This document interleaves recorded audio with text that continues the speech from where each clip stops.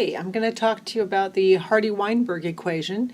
The whole equation is p squared plus 2pq plus q squared equals 1. Q squared stands for our homozygous recessive, and I've written two lowercase a's, where q is just one lowercase a, and that's one recessive allele.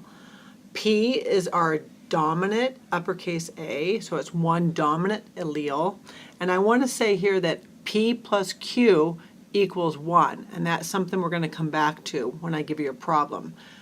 Going on, P squared, which is two uppercase A's, would be our homozygous dominant, and then 2PQ, represented by an upper and a lowercase letter, would be our heterozygous.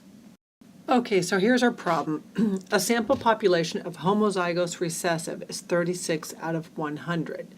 Calculate the following A through E.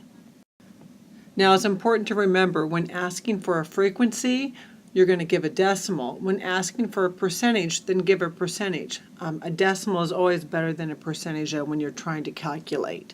So the first question says, what is the frequency of a homozygous recessive, which is lowercase a, or q squared from our equation? So we pull out 36 out of 100. So 36 over 100 is 0.36. So that is our homozygous recessive. Then they ask for our homozygous allele, which is just q or lowercase a. So we're going to take the square root of 0.36 and we get 0.6. Then they ask us to calculate the frequency of dominant allele, or uppercase A, which is equivalent to P. So we know that Q plus P equals 1. So if we take 1 minus 0.6, we get 0.4 for our dominant allele. D is a frequency of the homozygous dominant, or P squared.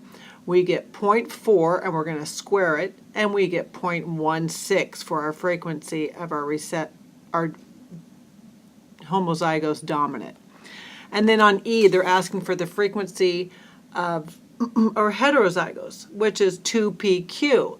And remember, we say 2, we multiply the PQ by 2 because we could get PQ or we could get Q then P, and that's why we use a multiplier of 2. So we extract from B and C 0.6 and 0.4. So we're going to take 6/10 times 4/10, and we get 24. Now we have to multiply that by 2 to get 48/100ths, would give us a decimal of 0.48. Another way you could do it is just take 2 times 0.4 times 0.6 and you get 0.48. And that's it for the Hardy-Weinberg equations.